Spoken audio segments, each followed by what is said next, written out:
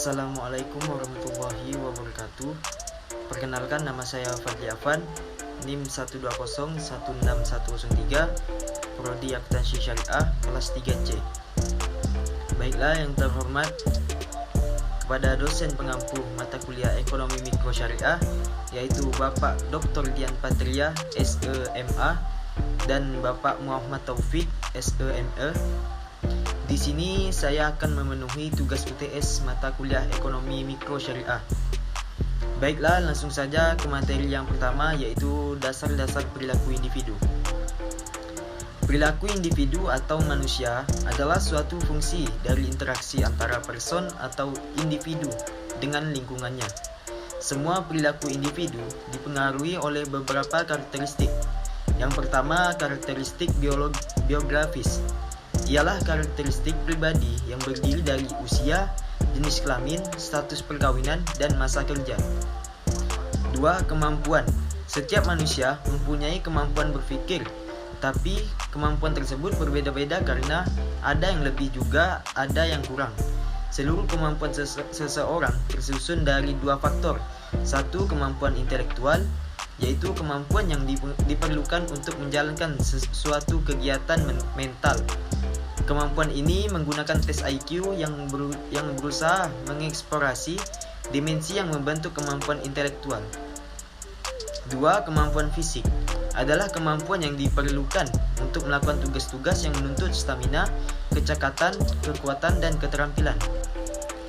Yang kedua, pengertian perilaku konsumen. Perilaku konsumen adalah tindakan yang dilakukan oleh individu, kelompok, atau organisasi yang berhubungan dengan proses pengambilan keputusan dalam mendapatkan, menggunakan barang atau jasa ekonomis yang dapat dipengaruhi lingkungan. Pada dasarnya, perilaku konsumen itu merupakan perilaku yang berhubungan dengan usaha agar mendapatkan produk untuk memenuhi kebutuhan. Proses yang berawal dari timbulnya kebutuhan sampai pada keputusan beli, mengkonsumsi produk, dan menyingkirkan produk bila sudah habis atau tidak digunakan. 3. Pengertian perilaku konsumen dalam perspektif Islam. Teori perilaku konsumen dalam perspektif dibangun atas dasar syariah Islam yang memiliki perbedaan mendasar dengan teori konvensional. Perbedaan ini menyangkut pada nilai dasar untuk dijadikan fondasi teori, motif, dan tujuan konsumsi, sehingga teknik pilihan alokasi anggaran untuk berkonsumsi. Adapun 3 dasar yang dijadikan fondasi atas perilaku konsumsi. 1. Yaitu keyakinan terhadap hari kiamat dan kehidupan di akhirat. 2. Konsep sukses. 3. Fungsi dan kedudukan harta. Lalu adapun menurut Yusuf Qaradawi, ada beberapa norma dasar yang menjadi landasan dalam berperilaku konsumsi seorang muslim.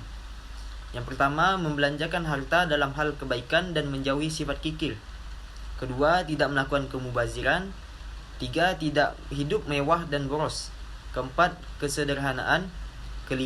Meningkatkan kehendak sosial dibandingkan dengan keinginan yang benar-benar bersifat pribadi. 6. Konsumsi akan berkumpul untuk bekerja sama dengan masyarakat dan pemerintah untuk mewujudkan semangat Islam. Yang ketujuh, konsumen dilarang mengkonsumsi barang atau jasa yang penggunanya dilarang oleh agama Islam. Materi yang keempat yaitu teori perilaku konsumen. Perilaku konsumen berhubungan dengan hukum permintaan. Di dalam hukum permintaan dikatakan bahwa bila harga barang naik, maka jumlah barang yang diminta akan turun. Sebaliknya, jika harga barang turun, maka jumlah barang yang diminta akan naik. Permintaan adalah berbagai kombinasi harga dan jumlah yang menunjukkan jumlah suatu barang yang ingin diperoleh konsumen pada berbagai tingkat harga untuk suatu periode tertentu. Adapun teori utility dan indiferensi menjelaskan tentang perilaku konsumen. Teori utility. Teori ekonomi kepuasan atau kenikmatan yang diperoleh seseorang dari mengkonsumsi barang maka dinamakan nilai guna atau utility. Konsep utilitas terbagi menjadi 2. Yang pertama, utilitas total. Yang kedua, utilitas marginal. Kedua, teori indiferensi. Seorang konsumen menanggapi tentang adanya perubahan variabel ekonomi seperti harga, kualitas, fashion, dan barang yang digunakan untuk memenuhi kebutuhan mereka.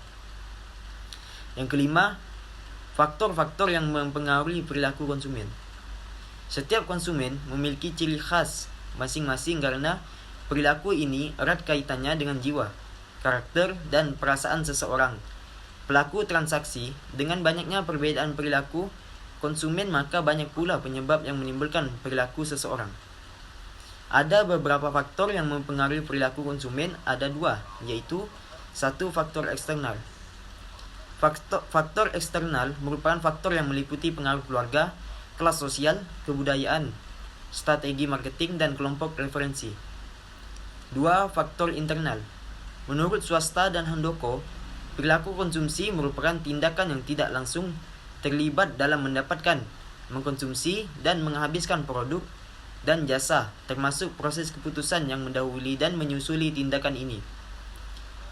Lalu menurut Glarso mengemukakan bahwa faktor-faktor yang mempengaruhi perilaku konsumsi adalah faktor individual, faktor ekonomi, faktor sosial, dan faktor kebudayaan. Baiklah, hanya itu yang bisa saya sampaikan. Kurang dan lebihnya saya mohon maaf. Wabillahi taufiq wal hidayah. Wassalamualaikum warahmatullahi wabarakatuh.